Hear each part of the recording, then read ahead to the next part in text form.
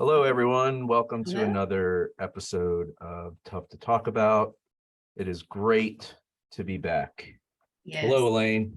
Yes. Hey, it is great. It's great to see you. I think you and I have only seen each other once since we've blasted, but we've talked. Yeah. We've texted, but we haven't So seen do you remember the last time we saw each other? Starbucks. And do you remember what we saw that day? A lot of stuff. Do you remember the van with a coffin on it? I do remember there was a van with a coffin on the top, which was only in Atlanta. Yeah. It didn't even look like it was tied down very well, so I'm not sure. No. Not It was sure what that was definitely about. not something you see every day, but if you're going to see it, Atlanta's the place to come for that. Yeah, that's For right. sure. Yeah. Well, it's we'll jump right in. As always, today's show is sponsored by On the Ground. Check out On the Ground at www.onthegroundstore. Is that on the ground that you have on today? This is an On the Ground shirt. Breathe. That's right. Yes. Love it. Right. Yes. Yeah. Represent the brand. I would have, but I'd already put this on. I should be repping the brand. Yeah. I know. Yeah. I'm a bad host today. So On the Ground .store for some really good stuff, all intended to make us feel better, as we definitely need that. So it's definitely been a little while. We've all been busy.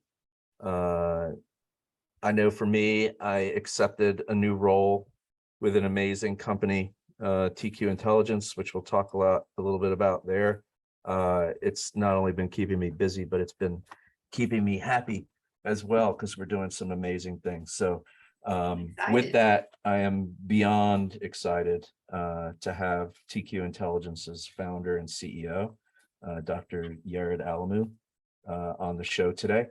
Dr. Alemu is an expert in the area of childhood trauma and psychology.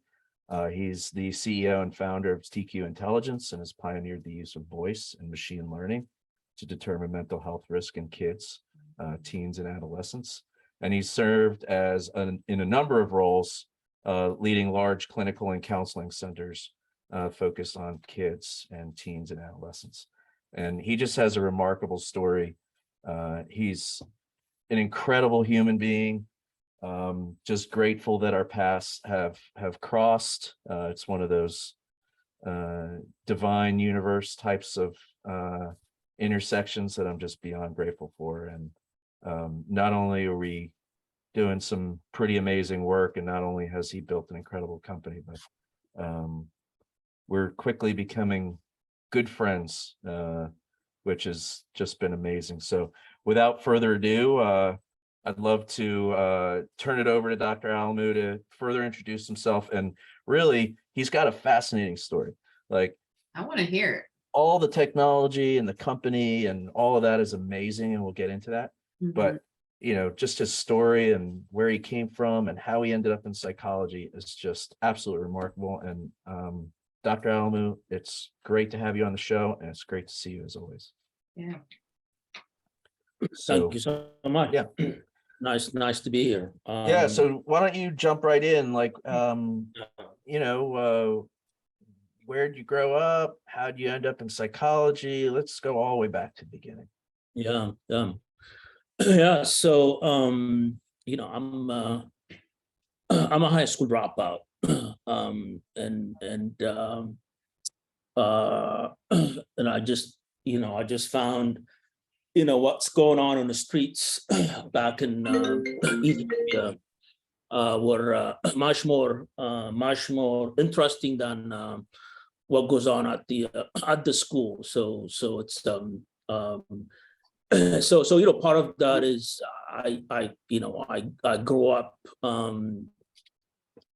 poor with a family that was loving and did everything they could to whatever that needed to be done, despite the lack of resources. And I lost my father when I was 11 years old. It's very close to and so you have that combination of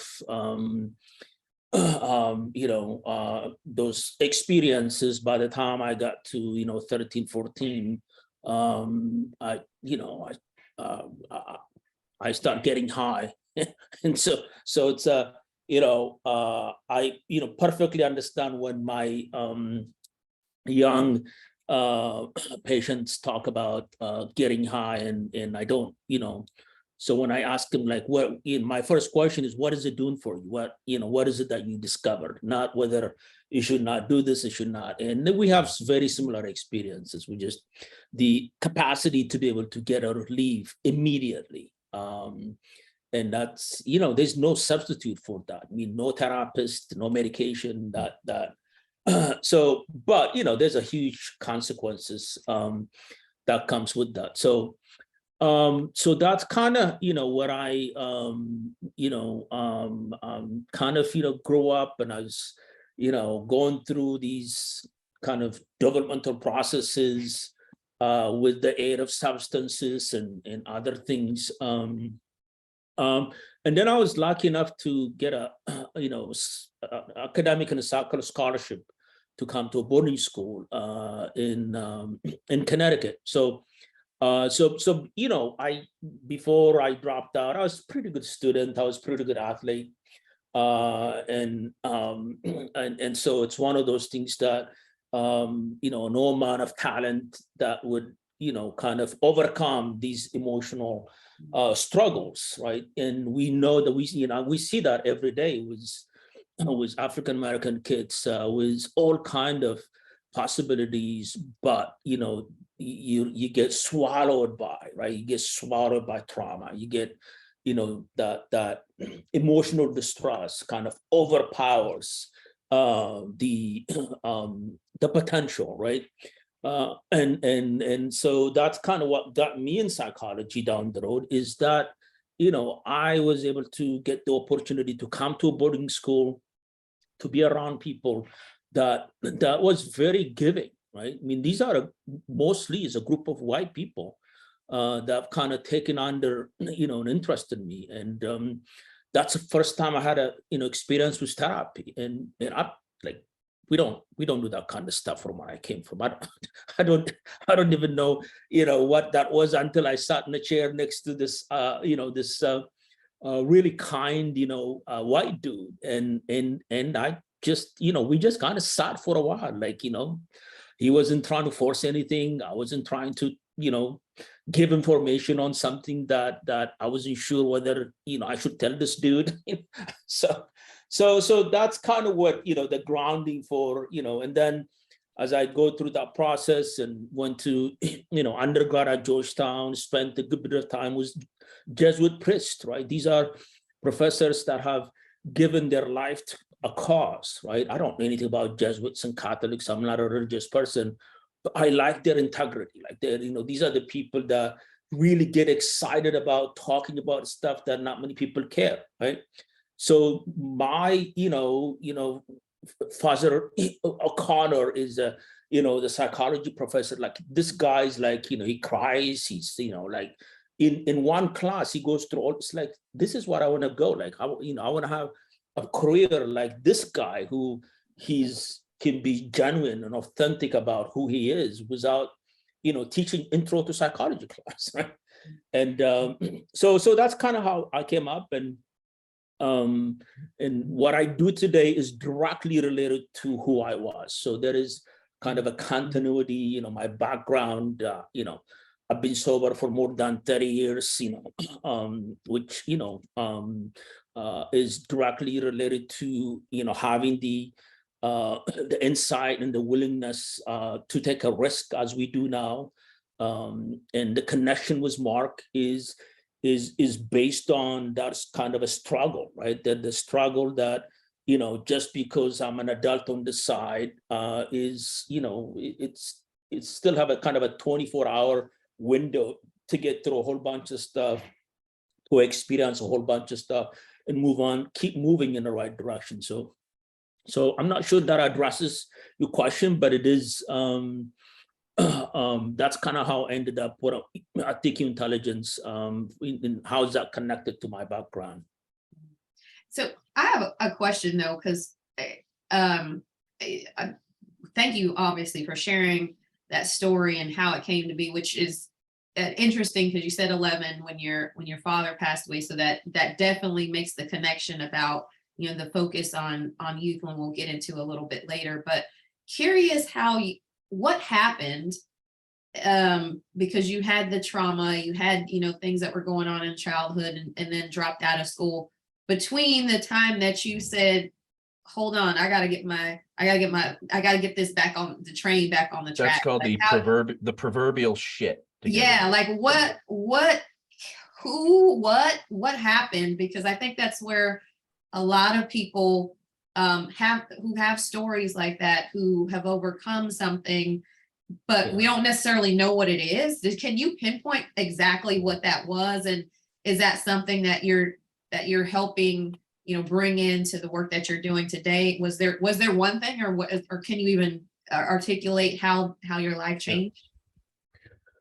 Yeah, I mean, so this is one of those things that I'm only partially aware of, all the things that are conspired for me to move in that direction. So I would be, grandiose to say that I actually have a perfect insight to, I was able to make this move here and this move here and this move here. That's not how my life is, right? So there's always, something that is,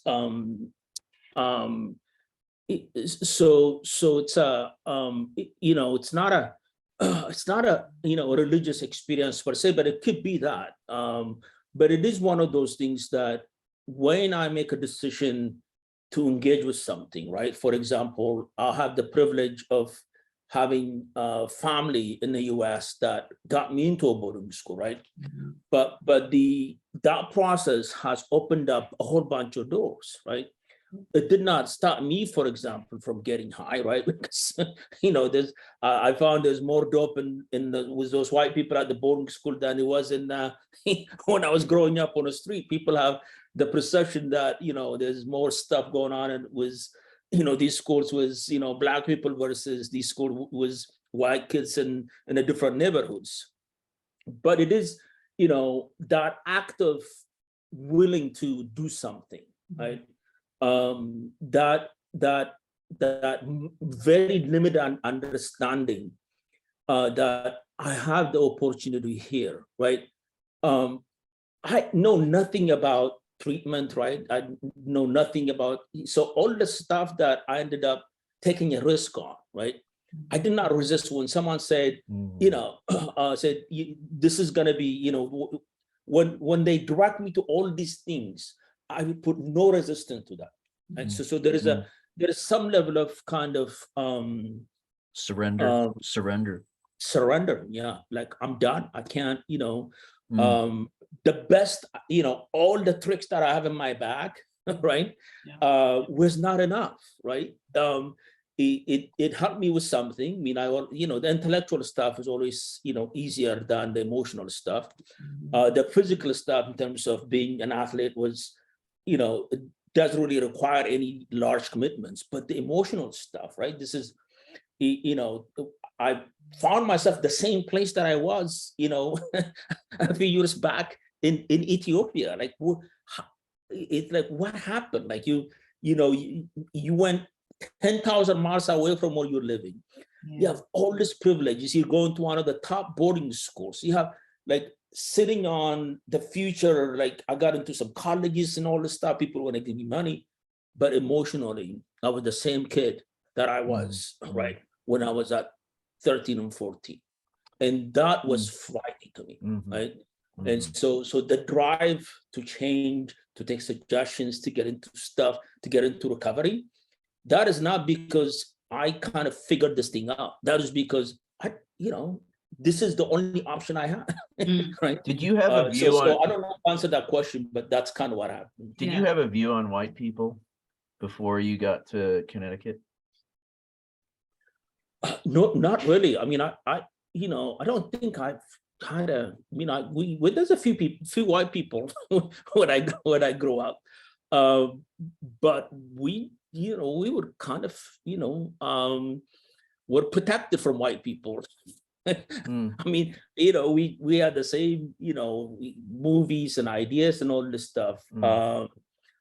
but my first kind of immersion, that contact, right, came being in that setting. And Yeah, and the reason I asked the question is it would be like I was curious, like you had surrendered in a way, and you were, I could see. Well, I can't fully grasp it, but like here you are, Black, and you show up in front of a white person. I could totally understand if you would have not surrendered to a white person, right? Like there's all the reason not to, and yet you did, in a way. Like you trusted that white person, right? Which there's all the reasons in the world not to, but you did, and then they ended up helping you. Which is interesting. Like I don't know if you can what I wouldn't do is take a takeaway to trust white people. To our listeners, don't, that's not where I'm going with this. Yeah. Just so we're clear. And if you are a minority listening to this, I know you agree. So just for me to reiterate, but the interesting part is the surrender and the willingness to, I think that is something, in my story too. And I think a lot of the surrender is coming later in life for me. That's an interesting question. Nobody really asked me that before.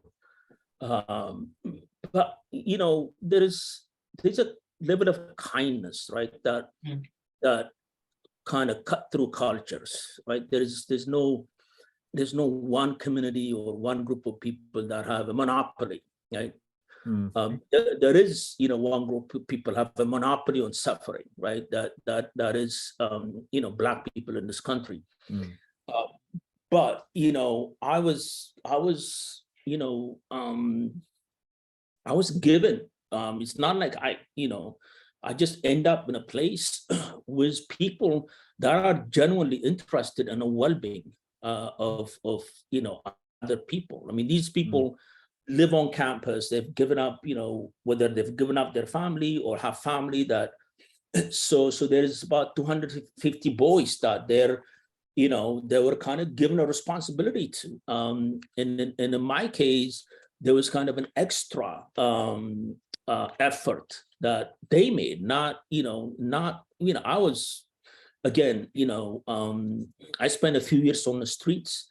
And my level of trust was not that great, but when you feel that kindness, right, there is something very, like I grew up with a kind family. Like my mother, like, is unconditional love, right? There is nothing I could do to offend her, right? No matter how much pain I caused, not one iota of disappointment. So I came from a family, I came from a culture that kindness, right, is not a. So when I went all the way the other down and start kind of feeling this, right, like I know this stuff, right? I may not know a whole lot of things, but I know when someone is like genuinely caring and interested in my well-being. That's awesome. I mean, that thread of, and I'm glad you asked that question, Mark, but the thread of going all the way back to the unconditional kindness that your mother showed, that whether you could articulate it or not, or point to it or not, that really was the reason why you were able to flourish and thrive in this new environment that you were in, coming from and bringing with you all of the things that were in your bag. I mean, so that was, that's so interesting. So flashing forward though to the work that you're doing now, and can I say one thing first? Yeah, please. So it's interesting because I mean we have like a script or guideline or things that we want to touch, but like I think it would be because I've heard this before, right? Like you could grow up poor but have love, Absolutely, and kindness. Yeah. And again, I know he's an entertainer, But you look at Kanye, right, and the connection that he had with his mother, Mhm. right, and before she went on to become, PhD, and a college professor, they struggled, and yet Kanye had her unconditional love and support, right, Mhm. and Kanye, I don't think ever had a day in his life where he wondered whether he was loved, right, and At least not by his mom.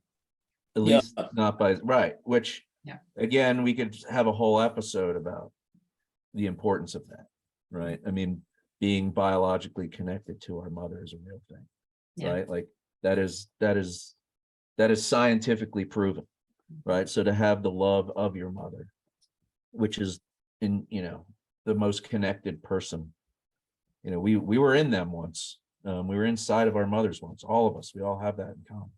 So I just think as I'm listening to Dr. Alemu in terms of like having that kindness, and if you don't have it, seeking it out, or you know given that it appears to be so important, right? I mean, it's Yeah. N equals a couple, but we've heard this time and time again, if you have this love and support, and then also if love and kindness was part of Dr. Alamu's upbringing, I'm sure contributed to being open to the white person when he got to the United States, right? Like he's grounded in love and kindness. And, I think that does get into, because one of the questions I know we had on the list, and then Elaine, I'll turn it back over, is Mhm. why do we think things are as bad as they are today, right? Yeah. Not only the, just the mental health in general, right? Regardless of age, the statistics are abysmal. Dr. Alemu and I could rattle off all of them, but we've all seen them, with drug use and drug death, and kids and adults suicide rates skyrocketing, right? It wasn't what we had planned for the show to have this conversation about love and kindness, but you start to wonder if maybe that has something to do with the fact that things aren't as great as we'd like them to be. Yeah. Maybe we need more of that, but I'll stop there. And Elaine, I know you Well, I want don't to think it's a jump in. maybe. We do need it. I think there's, unfortunately, a lot of people never either received it or they don't know how to recognize it, and they don't know. So, it's sort of a cyclical thing. Is you don't get it, you're searching for it, you don't know how to give it to somebody else, and then it just Or keeps they don't playing know that itself. that's what they're searching for, that's what they need, right? So there's Yeah. the unconscious, I'm not happy and things are bad, but I don't Yeah. know what to do, right? Like Right. Yeah. I'm close to 50 years old, and I think I'm just starting to figure that out, right? And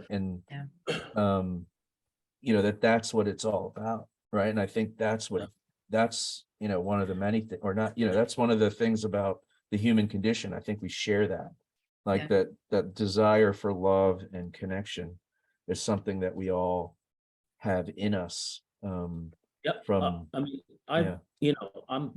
I'm convinced I am who I am partly because someone loved me unconditionally. Mhm. And when you strip, all the other stuff, at the basis, right? And so it's it's very difficult if that is missing somewhere. So it doesn't have to be your mother or father. It could be an aunt. There's a lot of people that can fill that space. But it's very important to be able to, if you haven't found it, to find that, right? So and what Mark knows this, when I tell people, when we do some training on trauma and the consequence of trauma, what I said to them is, if you have a child, right, the thing that you want to give them, right, not pay for, swimming class and, piano and all this stuff. What you really want to give them is give them the gift of attachment, right?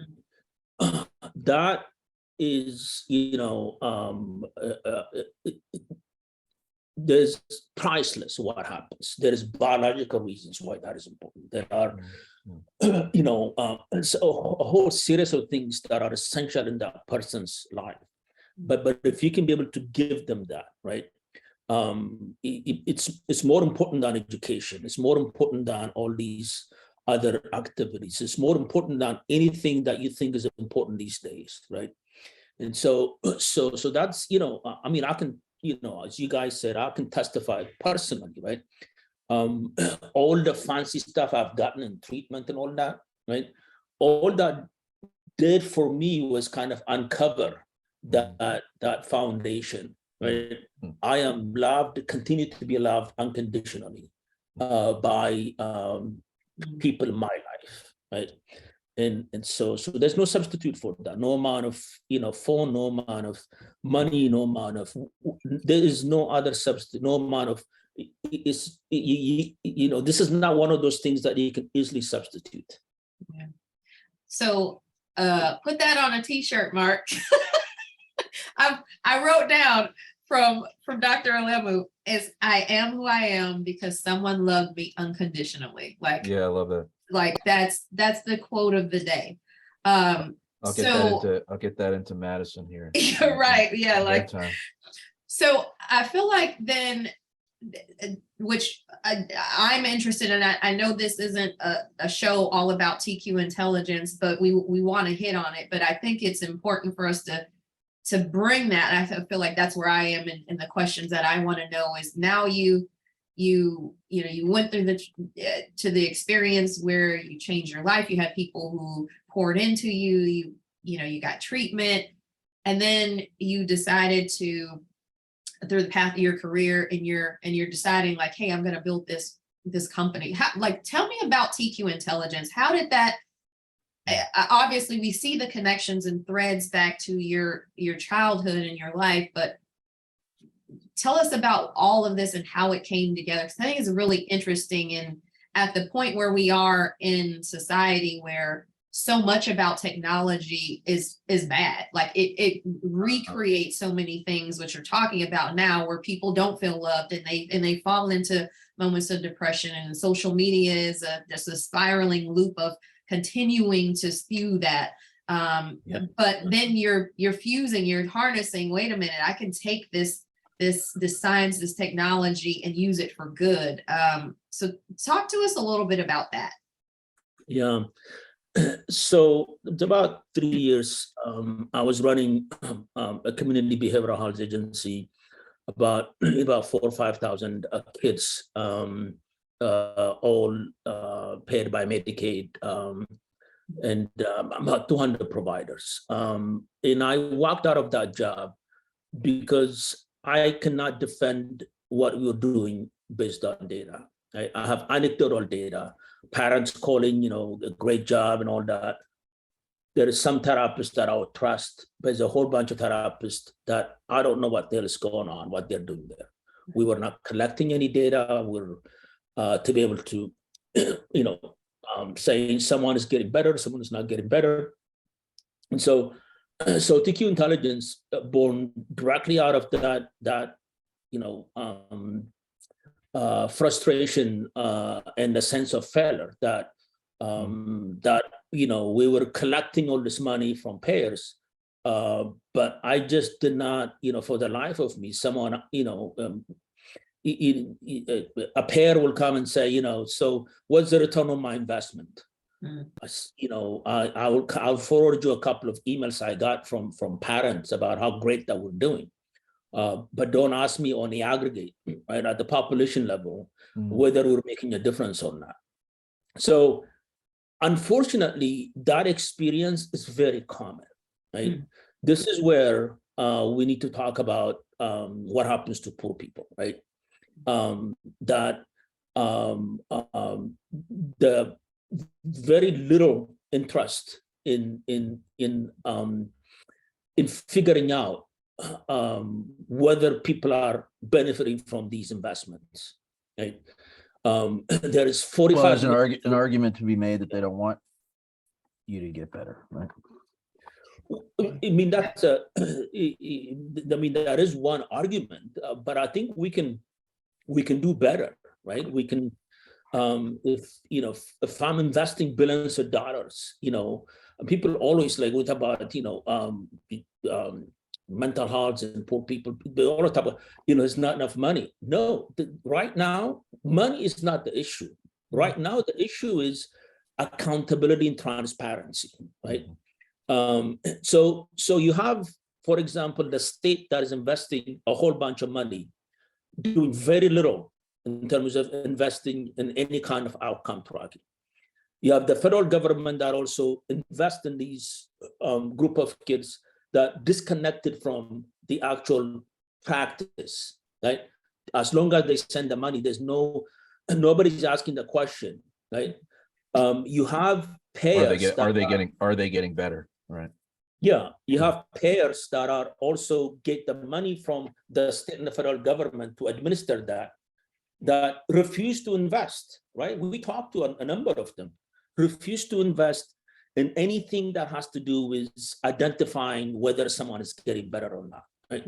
So we're in this conundrum, right? That we've been in this for quite a while, that you have a whole bunch of money flowing into these communities, but we know it's not working is because you look at the increase in the suicide rate for African Americans is 76% in the last 10, 15 years, right? High school dropout rate, the number of kids that get involved with law enforcement, the number of kids that stay poor, right? So all the indicators that you have, right, it's not hopeful. It does not show that the money that is invested in here is actually making the difference, right? So this is what we're trying to do. Our fight is we want to get in the middle, right? And then measure whether someone is actually getting better or not. This is where all the barriers that we have to go through on a regular basis, right? I mean, Mark has been a great partner watching the daily combat, right? What we want to do is, if you are paying for the services, if you say that you're providing these services, right? Why don't you spend just a minuscule amount of money, right? We tell them for the price of one psychotherapy per year, right? We can be able to give you the data infrastructure, the innovation that allows you to measure whether the treatments you're providing is making a difference or not. If they're not making a difference, I had an we're gonna old give you the option to pivot. I had an old business partner said, I mean, it's nothing, it's not breakthrough, but it is. If you can't measure it, you can't fix it. Right. Right. So, you start to wonder, like, well, again, and Dr. Alemu and I, like he said, we suit up every day. There's groups that are really interested in measurement, right? And then there are groups that aren't. Why? Because, they don't want the cat to get out of the bag, that maybe what they're doing isn't effective. Right. And then they might have to work harder to make it effective. And then sadly, there's an element under there, and as a white dude, I think it's fair for me to be the one to say it, that there's people out there who don't want things to get better, right? So we have different pillars of shit that we're up against, right? And with TQIntelligence, it's almost not almost, it is, it's the decoder ring is what we're doing in these communities in terms of care. Is it effective? And if it's not, now we know, right? Which, again, awareness in a lot of cases bad, right? They don't want you to be aware. Well, now you know if it's good or bad. And if it's good, great, keep going. If it's bad, let's make some adjustments and fix it. Right. So, it's one of the many reasons why I decided to join Dr. Alemu and the team is this daily fight. And it is a fight. And then two, and Dr. Alemu's humble in this regard, the concept of a biomarker, a human biomarker, like our bodies naturally are saying whether we're healthy or not, right? And he's figured out to approach this from a voice perspective.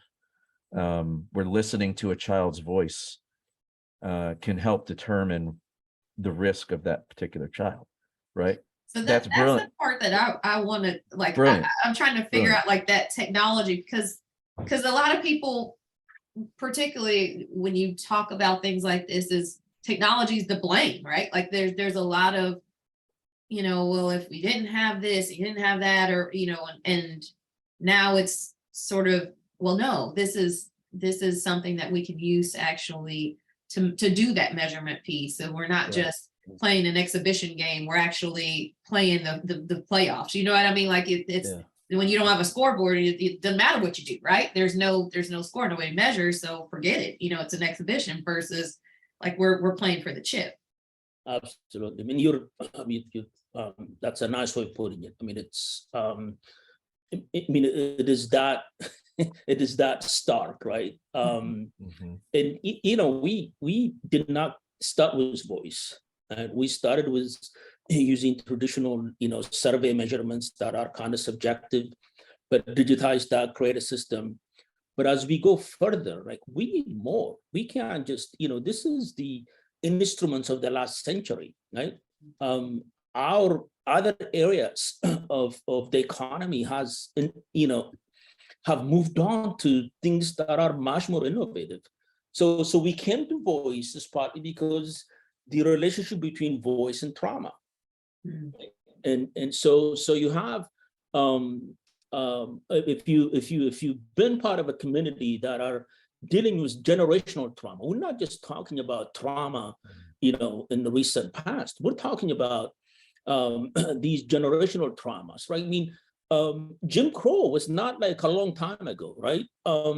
Reconstruction, it's 400 years. It's not really a whole lot of time from a kind of an evolutionary, the human experience perspective, right? Those experiences get encoded in a person's genetics and get passed on from one generation to another generation, and then reinforced by the environment from one generation to another generation, right? And so we are in a position to be able to identify those, is partly because one of the things that happened with a person that was a history of trauma is there is a change in the person's cardiovascular activity, right? And that's why you see, the problem with high blood pressure and all this stuff for marginalized communities, because trauma is a physiological experience before it's an emotional one, right? It goes directly into the different parts of the organ, right? Make an impact on those, right? And that impact in some ways affects how we utter voices, right?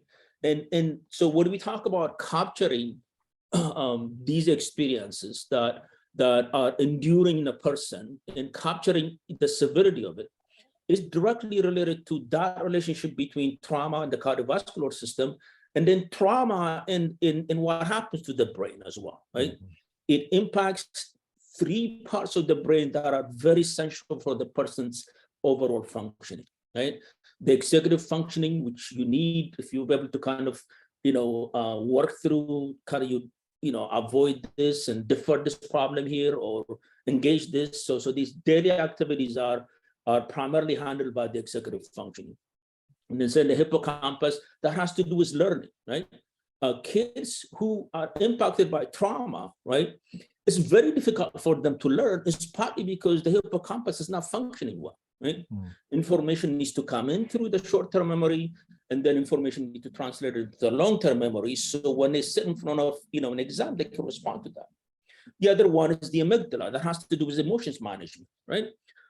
So you see kids, doing all kind of crazy stuff, right? And so one way is like, you can give it these are African-American boys and they're always out of control and all that.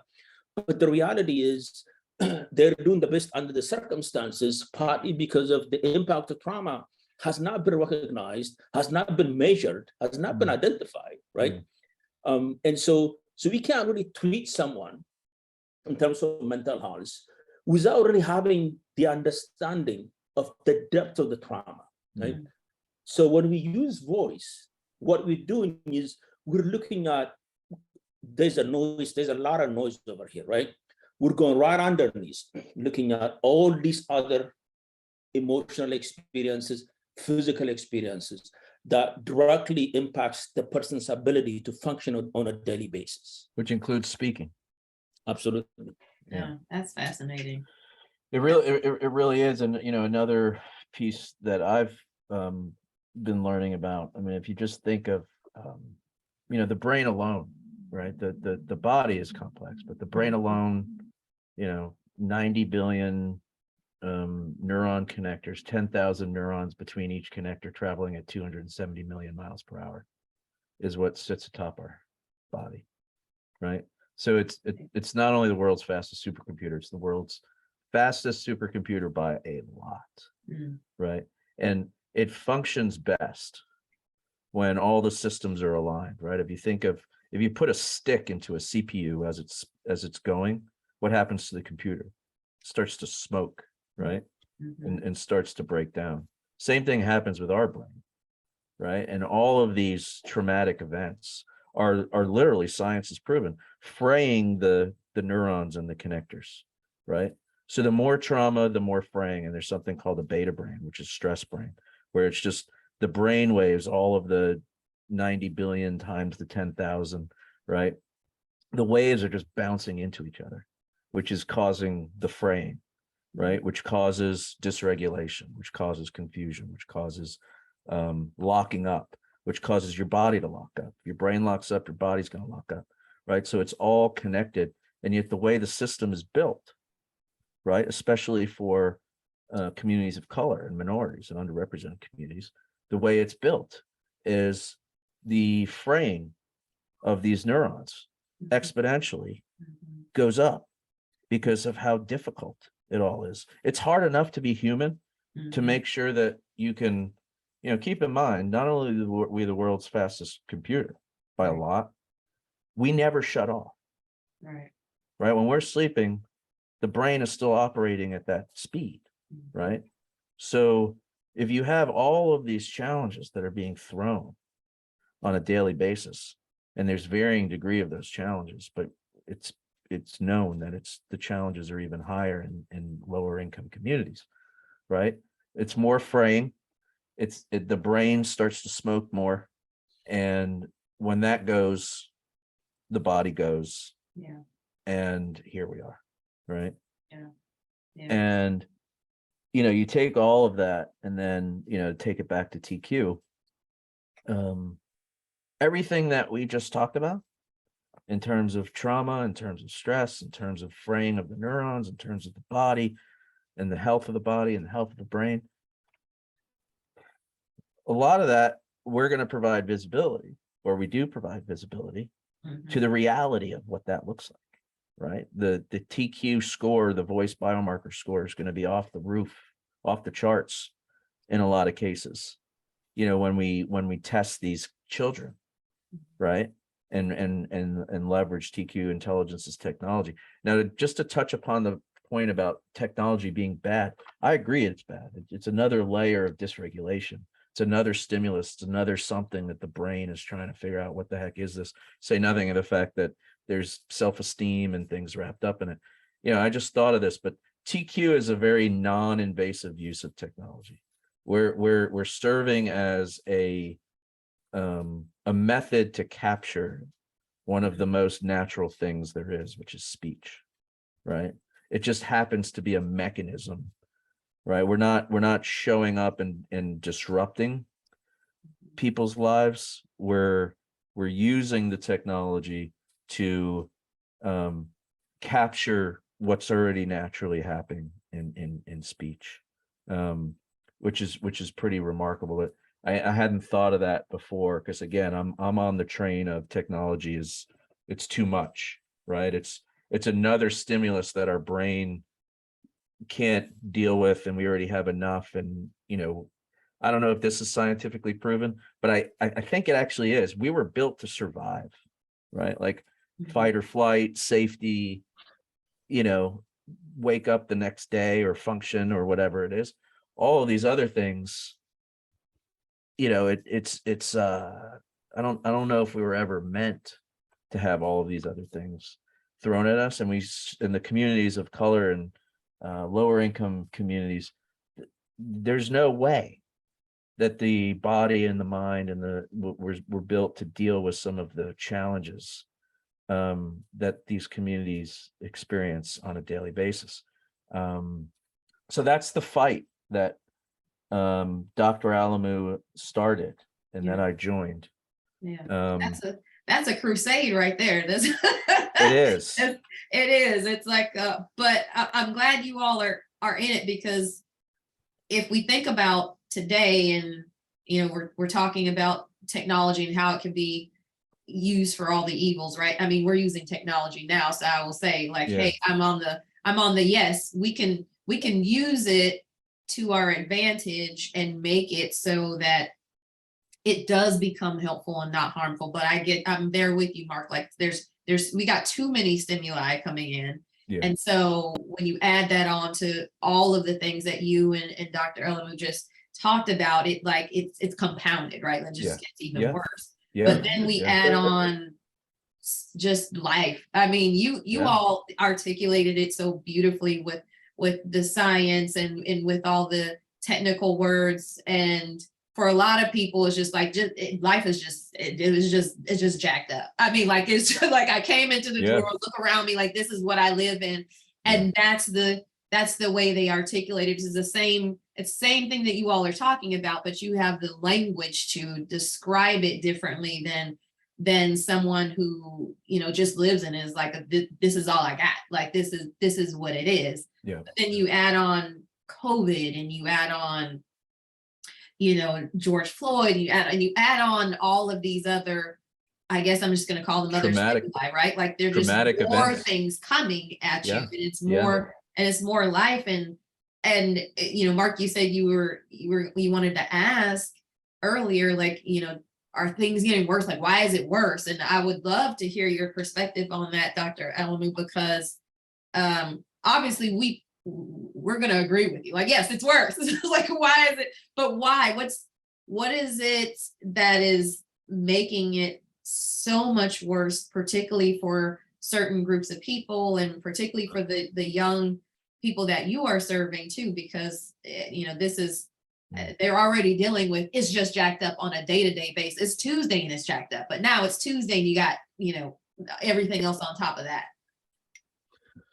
Yeah, I mean, again, this is, partly a clinical, partly a social problem that we have.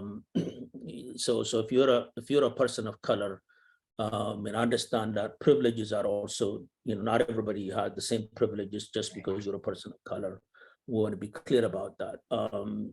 And sometimes people who have accent like me have more privilege than people who grow up here. So there's, we only kind of need to be aware when you get treated differently, it's not because you're special. It still come from this place of white supremacy. So you have kind of a struggle right now in people who want to do the Civil War again. I mean, there's not a day that goes by that you don't hear things that are fundamentally someone is trying to challenge your own very existence. And so it's so we're in this very difficult place right now, trying to figure out in which directions that we're gonna go, right? Which and there are about 35% of the population that actually would like to reject the very existence of Black people primarily. I mean, this is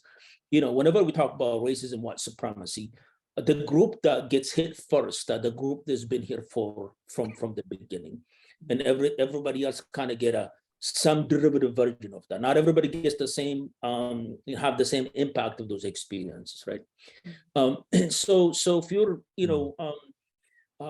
if you're a family from low-income communities, right? What trauma does is it concentrates the person into what do I need to do to survive right now? And when that happens, all the other extra things that the person needs to kind of grow, especially kids, are sacrificed, right? And so we're, as a community trying to decide whether we're going to move forward or they're going to move backwards in whose right going to be protected, what kind of privilege is going to be assigned to.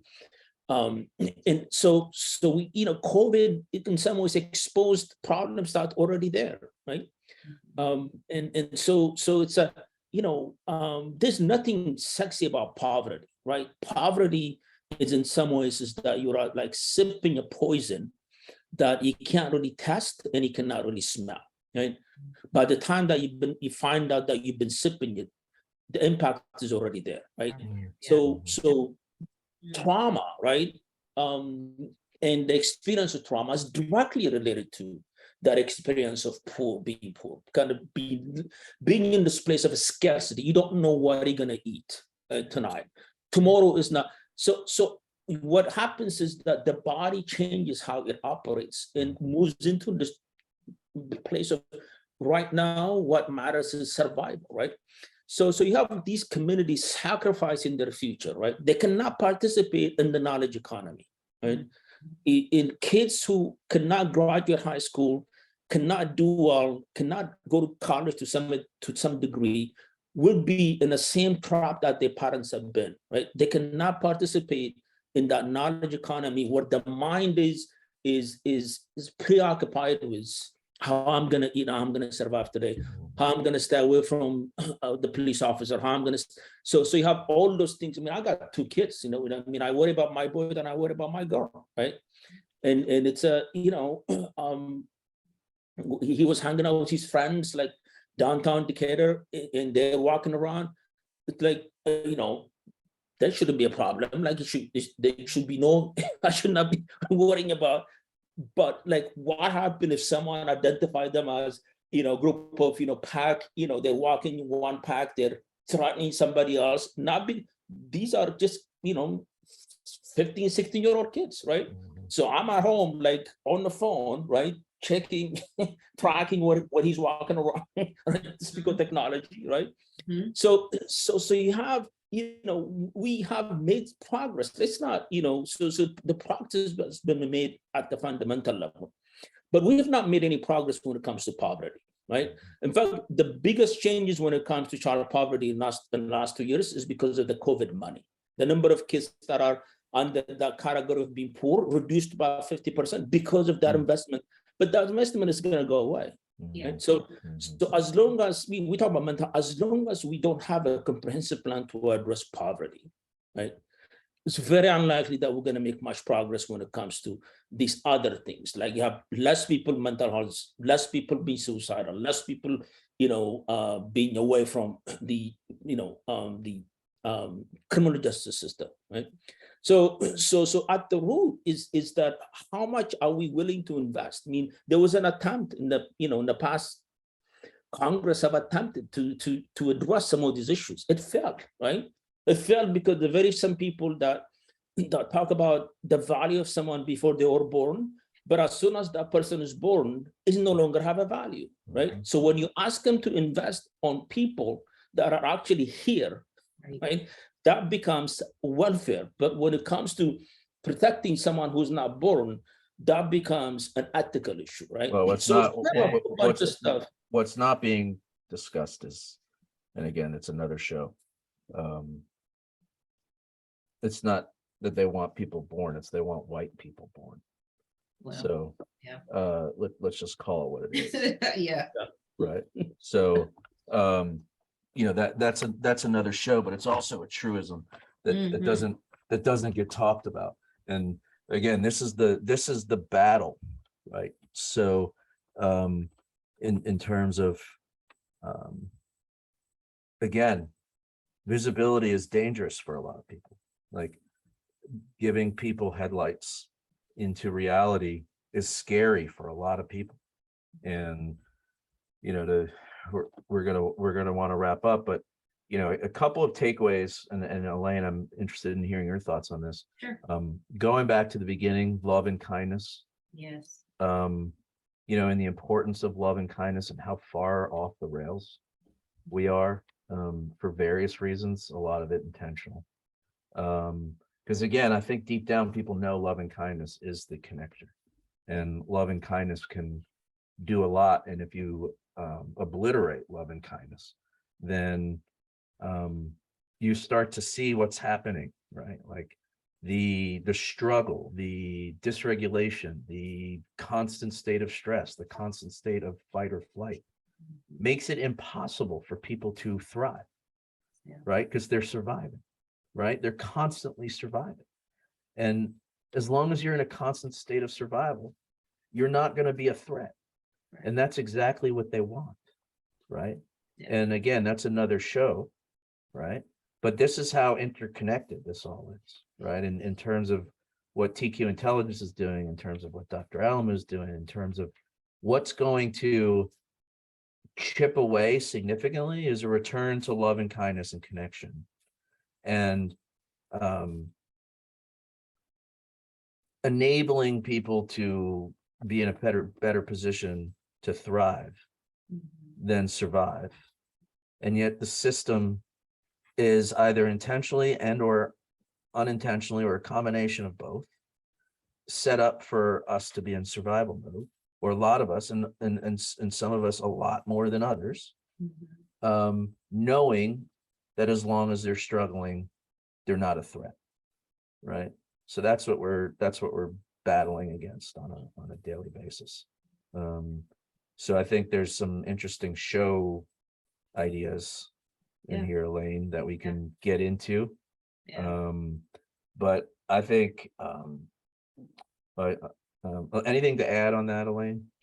I mean, I think you're absolutely spot on. One of the things that was registering for me though, and I don't, and I'm just going to say this because I don't know how else to like articulate it, but also when you're constantly in survival mode, and this would be interesting just to, again, later show maybe to get your perspective on this, Dr. Alemu, but if you're constantly in survival mode, what do you become? Like, can you use that and turn it into being a fighter? Like, do you build some kind of resilience because of you've had to go through things? And that's, a lot of times people say, you can't overcome until you've actually been through some stuff. Now, I totally get, like, you can't, there's a certain point, right? Like there's only so much a person can take until you get to, and everybody's level might be different. On the flip side of that, is there anything in there that we can take and we can use and harness to change it, to say like, now you've been through something, now you're even stronger at this, and can we pull those things out? And can mental health, can we use mental health and wellness and the tools that you all are building and the information that you're gathering and saying, okay, now we've got a group of young people, right, who have been through something repeatedly. We got a biological marker for that, but is there something in that biological marker that we can use to turn into, now they've got a strength in this? Curious, just a question, I don't know, but that for me is like, is there even a thread of hope in here? Because we all know the situation that we're in. If we're going to election season, is a whole nother situation there. But there are people, there are systems, and just like Mark said, there are folks who they just have no interest.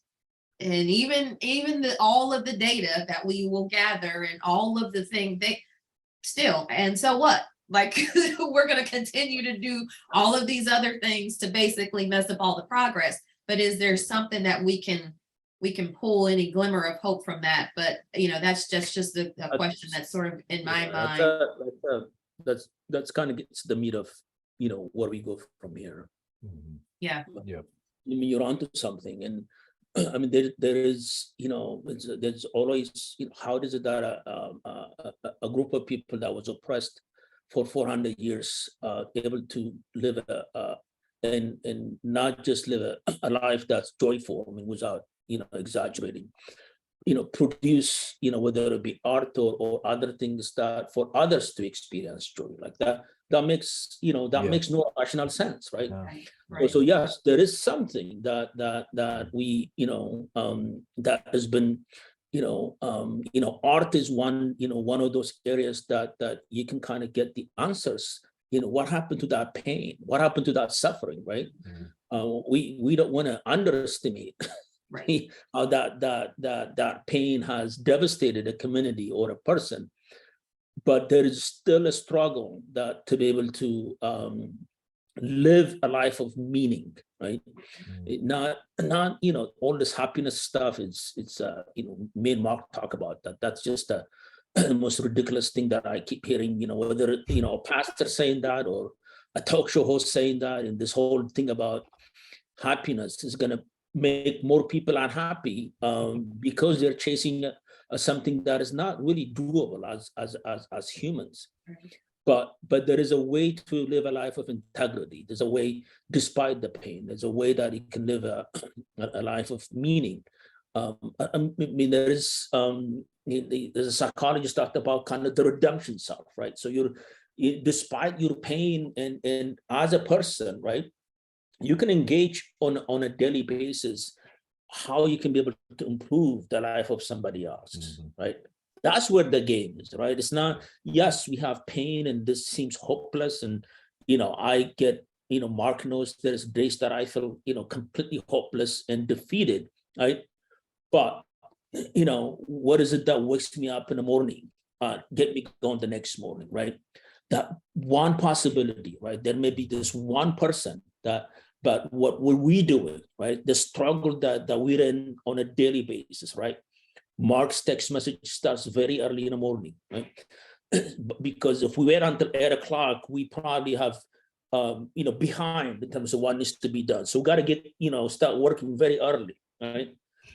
and so it's Mark has been sitting. I mean, he's been witnessing.